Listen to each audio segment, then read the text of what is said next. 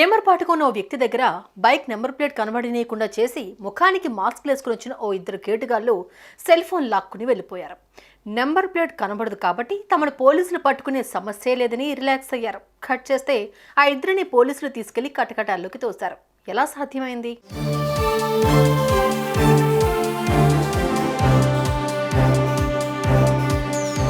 హత్యలు చేసేవారు, దొంగతనాలకు వెళ్లేవారు, దోపిడీలకు తెగబడేవారు తాము చేసినట్లు బయటపడకుండా చాలా జాగ్రత్తలు తీసుకుంటారు. ఆ సేఫ్టీ ప్రికాషన్స్ తీసుకుంటే పోలీసులకు చిక్కే సమస్య ఉండదని డిసైడ్ అయిపోయి అడ్డగోలు పనుల్లోకి ఎంటర్ అయిపోతారు. సేమ్ టు సేమ్ ఇలాగే ఆలోచించారు బేగంపేటకు చెందిన 19 ఏళ్ల కిరణ్ కుమార్ అనే యువకుడు, అతని స్నేహితుడు. మద్యానికి బానిసలుగా మారిన వీరు మందు కొట్టేందుకు సొమ్ము కోసం సెల్ ఫోన్ స్నాచింగ్లను ఎంచుకున్నారు. బండ్లో అలా వెళ్తూ బజార్లో నిల్చుని సెల్ ఫోన్ చూసుకుంటున్న వారిని గుర్తించి వారి సమీపంలోకి వెళ్లి దాన్ని లాక్కుని పారిపోయేందుకు వారు కిరణ్ కుమార్ కేటీఎం బైక్ను యూజ్ చేస్తున్నారు.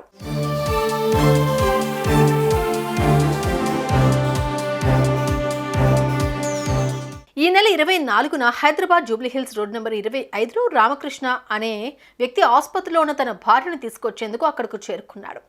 ఆమెకు ఫోన్ చేస్తున్న సమయంలో కిరణ్ కుమార్ తన స్నేహితుడితో కలిసి రామకృష్ణ చేతిలోని సెల్ ఫోన్ గుంజుకుని తన 2 వీలర్లో పరారైపోయాడు. ముఖానికి హెల్మెట్ పెట్టుకున్న ఓ యువకుడు ఫుల్గా ముఖం కవర్ చేస్తూ ఫేస్కు కర్చీఫ్ కట్టుకున్న మరొకడు ఈ సెల్ ఫోన్ స్నాచింగ్ కు పాల్పడ్డట్టు బాధితుడు పోలీసులకు రిపోర్ట్ ఇచ్చాడు.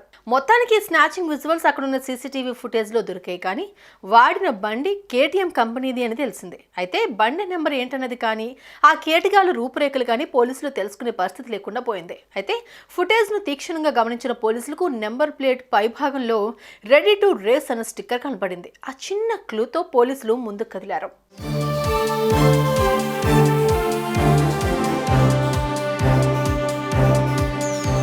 కేటీఎం మోటార్ సైకిళ్లు అమ్మే డీలర్ల దగ్గర వారి నుంచి బళ్ళు కొనుగోలు చేసిన వారి లిస్టు తీసుకున్నారు. అనుమానం అనిపించిన వాహనాల జాబితాను తయారు చేసుకున్నారు. వారి ఇంటి అడ్రస్లను తీసుకుని వేట ప్రారంభించారు. వారి విచారణలో బేగంపేటలో నివాసం ఉంటున్న కిరణ్ కుమార్ బండికి రెడీ టు రేస్ స్టిక్కర్ కనిపించింది. ఆ వెంటనే అతన్ని అదుపులోకి తీసుకున్నారు. ఆ పైన జరిగిన విచారణలో కిరణ్ కుమార్ తనే ఆ సెల్ ఫోన్ స్నాచింగ్ కు పాల్పడ్డట్టు ఒప్పేసుకున్నాడు.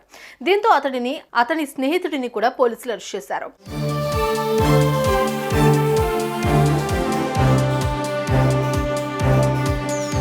ఇక్కడ విచారించదగిన విషయం ఏంటంటే, కొడుకు మీద ఉన్న ప్రేమతో బజార్లో టిఫిన్ బండి పెట్టుకుని జీవించే కిరణ్ కుమార్ తండ్రి వాయిదాల పద్ధతిలో ఈ బండి కొనిచ్చాడు. అయితే మద్యానికి జల్సాలకు అలవాటు పడ్డ ఆ కొడుకు ఇదే బండిని స్నాచింగ్లు చేసేందుకు ఉపయోగించడం ప్రారంభించాడు.